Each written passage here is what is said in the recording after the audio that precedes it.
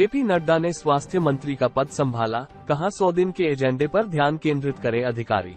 Bharatiya Janata party Bhajpa के अध्यक्ष JP Nadda ने मंगलवार को केंद्रीय स्वास्थ्य मंत्री का पदभार संभाल लिया। प्रधानमंत्री नरेंद्र मोदी के नेतृत्व वाली सरकार में कैबिनेट मंत्री के रूप में शपथ लेने के एक दिन बाद सोमवार को नड्डा को स्वास्थ्य मंत्रालय के साथ साथ रसायन एवं उर्वरक मंत्रालय भी आवंटित किया गया। पिछली मोदी सरकार में दोनों मंत्रालयों का कार्यभार मनसुख मांडविया के पास था। 24 जून से शुरू होगा संसद का विशेष सत्र, 26 को हो सकता है लोकसभा स्पीकर का चुनाव। संसद का 8 दिवसीय विशेष सत्र 24 जून से शुरू होने वाला है। सूत्रों के मुताबिक 8 दिवसीय सत्र में 26 जून को लोकसभा स्पीकर का चुनाव होने की संभावना है। सूत्रों के अनुसार 24 और 25 जून को नए सांसद शपथ लेंगे। विशेष सत्र के दौरान भाजपा के एजेंडे में एक मुख्य कार्य नए लोकसभा अध्यक्ष के लिए एनडीए की पसंद का चयन करना होगा। लोकसभा अध्यक्ष का पद लोगों के दिमाग में फिर से आ गया है, क्योंकि राष्ट्रीय जनतांत्रिक गठबंधन एनडीए की दोनों पार्टियां टीडीपी और जेडीयू इस कुर्सी पर नजर गड़ाए हुए हैं। चारधाम यात्रा में बढ़ा श्रद्धालुओं की मौत का आंकड़ा, 1 महीने में हुई 100 मौतें। उत्तराखंड की चारधाम यात्रा को शुरू हुए 1 महीना बीत चुका है। अब तक करीब 20 लाख श्रद्धालु दर्शन कर चुके हैं, लेकिन यात्रा जल्द पूरी करने के चक्कर में इस बार श्रद्धालुओं की मौत का आंकड़ा भी बढ़ रहा है। बीते 1 महीने में 100 श्रद्धालु जान गंवा चुके हैं।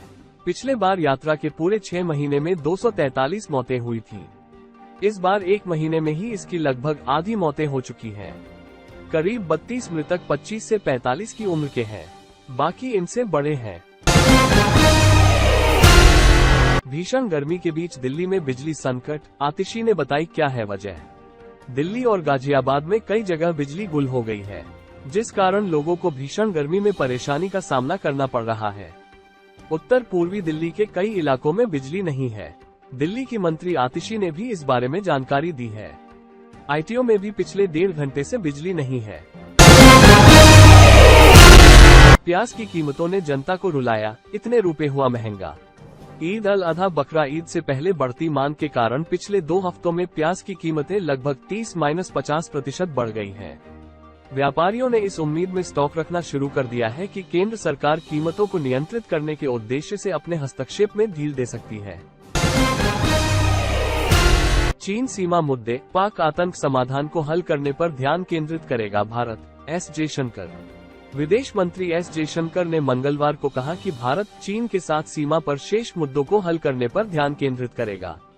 पूर्वी लद्दाख में 4 साल से अधिक समय से जारी सीमा विवाद के कारण दोनों देशों के द्विपक्षीय संबंधों में काफी तनाव आया है। शेयरों में रिकवरी से बढ़ गई गौतम अदानी की दौलत, दुनिया के अमीरों की लिस्ट में आ गए आगे। अदानी ग्रुप की कंपनियों के शेयरों में रिकवरी से ग्रुप के मालिक गौतम अदानी की नेटवर्थ में लगातार इजाफा हो रहा है। साथ ही दुनिया के सबसे अमीर लोगों की लिस्ट में उनका स्थान भी ऊपर जा रहा है। ब्लूमबर्ग बिलियनियर्स इंडेक्स के अनुसार गौतम अदानी की नेटवर्थ में सोमवार को $198 मिलियन यानी 1653 करोड़ रुपए का इजाफा हुआ है। बाजार में छाई सुस्ती, सपाट बंद हुआ कारोबार। सेंसेक्स 76,456 के स्तर पर। हफ्ते के दूसरे कारोबारी दिन यानी आज 11 जून को शेयर बाजार में उतार चढ़ाव रहा। कारोबार के अंत में सेंसेक्स 33 अंक टूटकर 76,456 के स्तर, वहीं निफ्टी में 4.95 अंकों की बढ़त रही। ये 23,264 के स्तर पर बंद हुआ। एनएसई के प्रोविजनल डेटा के अनुसार विदेशी संस्थागत निवेशकों FIIs ने 10 जून को 2,572.38 करोड़ रुपए के शेयर खरीदे। ये लगातार दूसरा कारोबारी दिन था जब विदेशी निवेशकों ने खरीदारी की। वहीं घरेलू संस्थागत निवेशकों ने 2,764.46 करोड़ रुपए के शेयर खरीदे।